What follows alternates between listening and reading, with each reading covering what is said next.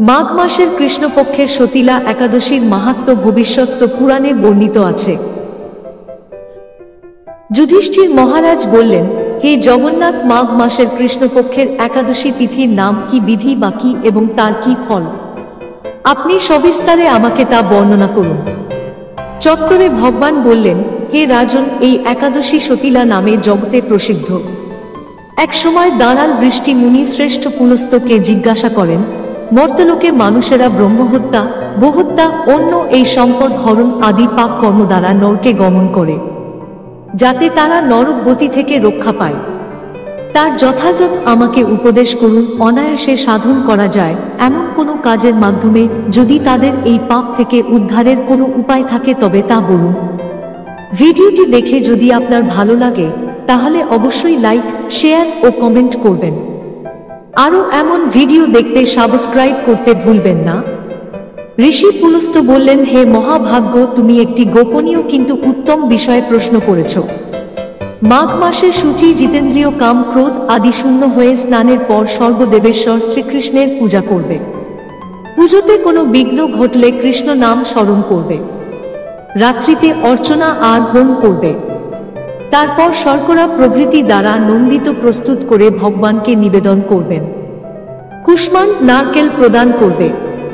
কৃষ্ণ কৃষ্ণ পালো সঙ্গতি নাম গতি ভক্তদের মন্দিরে শ্রীকৃষ্ণের পুজো করতে হবে, যে কৃষ্ণ আমার প্রতি প্রীত হন। একথা বলে যথাসাধ্য ব্রাহ্মণকে জলপূর্ণ কলস, ছাতা, বস্ত্র, পাদুকা, গাভী ও তেল পাত্র দান করতে হবে। দানাদি কর্মে কালো তিল অত্যন্ত শুভ। এই দ্বিজোত্তম এই প্রদত্ত তিল থেকে পুনরায় যে তীর উৎপন্ন হয়, গত বছর তিনি দানকারী স্বর্গলোকে বাস করেন।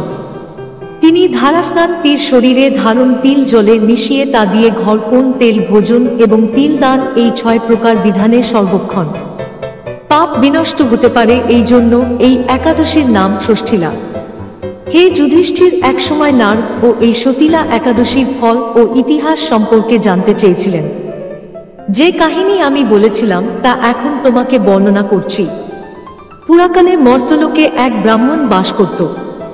সে প্রত্যহ ব্রত আচরণ ও দেবপূজা পরানো ছিল। উপবাস ক্রমে তাঁর শরীর অত্যন্ত ক্ষীণ হয়ে গিয়েছিল। সেই মহাশক্তি ব্রাহ্মণী অন্যের কাছ থেকে দ্রব্যাদি গ্রহণ করে দেবতারা ব্রাহ্মণ কুমারীদের ভক্তিভরে দান করে, কিন্তু কখনো ভিক্ষুককে ভিক্ষা দান এবং ব্রাহ্মণকে অন্ন দান করেনি। এইভাবে বহু বছর অতিক্রম হল। আমি চিন্তা করলাম, কষ্টসাধ্য বিভিন্ন ব্রত করার ফলে এই ব্রাহ্মণীর শরীর শুকিয়ে যাচ্ছে। সে যথাযথভাবে বৈষ্ণবদের অর্জন করছে, কিন্তু তাদের পরিতৃপ্তির জন্য কখনো অন্ন দান করেননি। তাই আমি একদিন কাপালিকে রূপ ধারণ করে তামার পাত্র হাতে নিয়ে তার কাছে গিয়ে ভিক্ষার প্রার্থনা করি। ব্রাহ্মণী বলল, হে ব্রাহ্মণ, তুমি কোথা থেকে এসেছ? কোথায় যাবে তা আমাকে বলো। আমি বললাম, হে সুন্দরী, আমাকে ভিক্ষা দাও। তখন সে ক্ষুব্ধ হয়ে আমার পাত্রে একটি মাটির ঢেলা নিক্ষেপ করল। তারপর আমি সেখান থেকে প্রস্থান করলাম। বহুকাল পরে সেই ব্রাহ্মণী ব্রত প্রভাবে সশরীরে স্বর্গে গমন করল। মাটির ঢেলা দানের ফলে একটি মনোরম গৃহে এসে প্রাপ্ত করল, কিন্তু সেখানে কোনো ধান ও চাল কিছুই ছিল না।